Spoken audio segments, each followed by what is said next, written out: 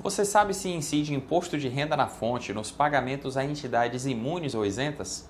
É sobre esse tema que a gente vai tratar no vídeo de hoje. Confira!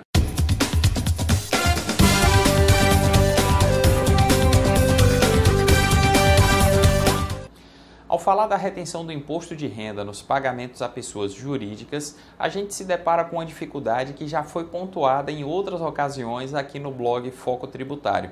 É que quando a gente fala de retenção de IR de pessoa jurídica, a legislação que se aplica a alguns perfis de fontes pagadoras não se aplica igualmente a outros perfis. Resumidamente, os órgãos e empresas da União estão submetidos a uma legislação específica que está regulamentada no âmbito da Receita Federal, basicamente pela IN 1234 de 2012.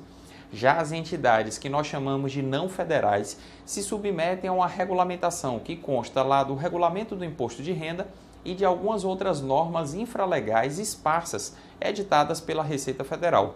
Aqui, em relação a esse tema, por exemplo, nós vamos recorrer a uma instrução normativa muito antiga e que, por essa razão, é desconhecida de muitos profissionais que lidam com essa matéria.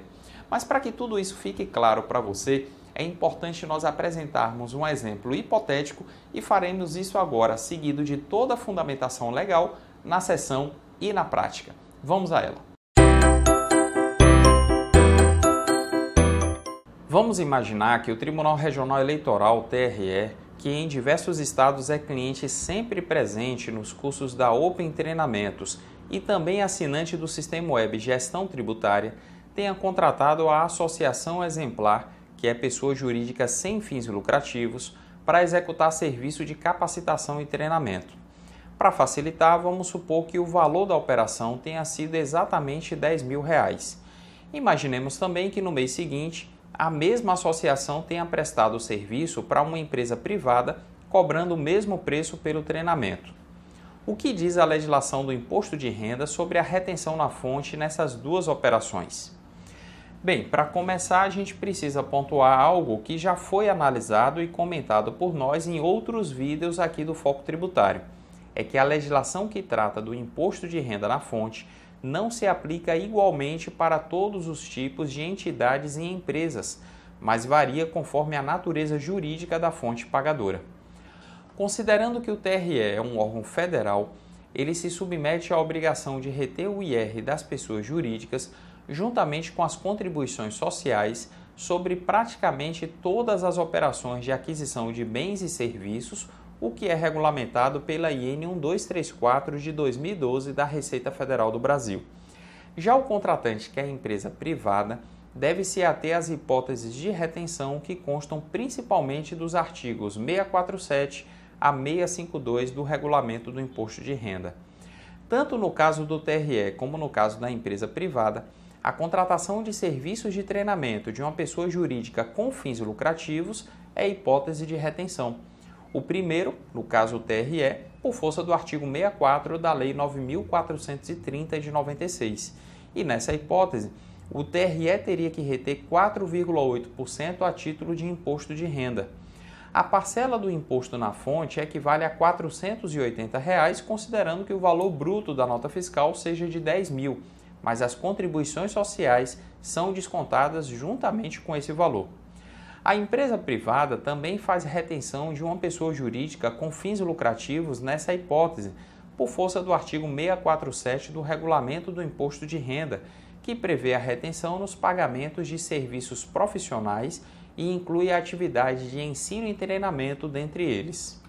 No caso da empresa privada, a retenção do IR é com base na alíquota de 1,5% e as contribuições sociais são retidas em separado, ou seja, diferentemente do TRE, a retenção aqui é de apenas R$ 150 a título de imposto de renda.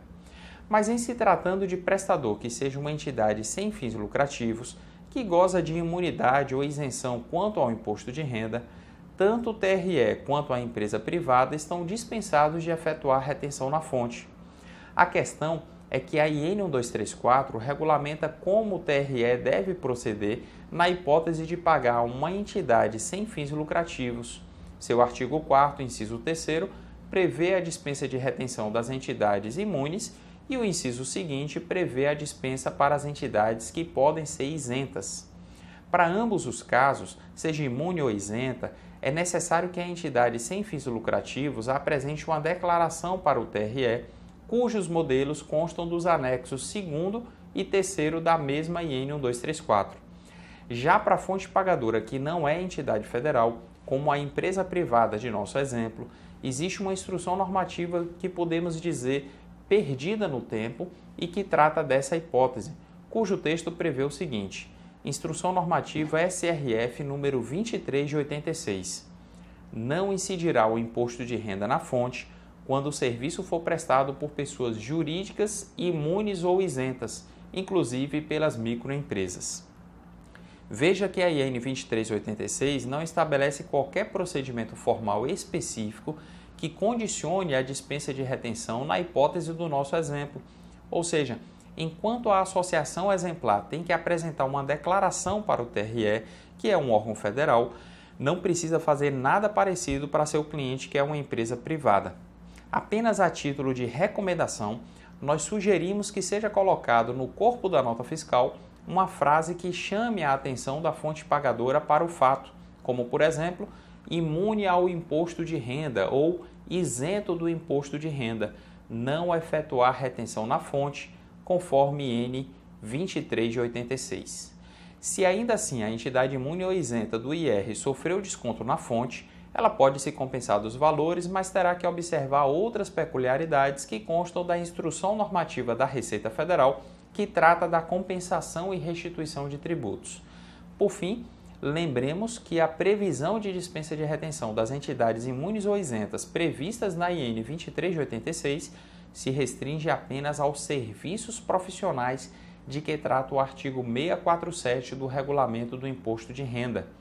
Nas demais hipóteses, embora não seja comum, a regulamentação da Receita Federal não dispensa a incidência na fonte e cabe ao contratante efetuar a retenção, cabendo à entidade contratada buscar a compensação ou restituição dessa quantia.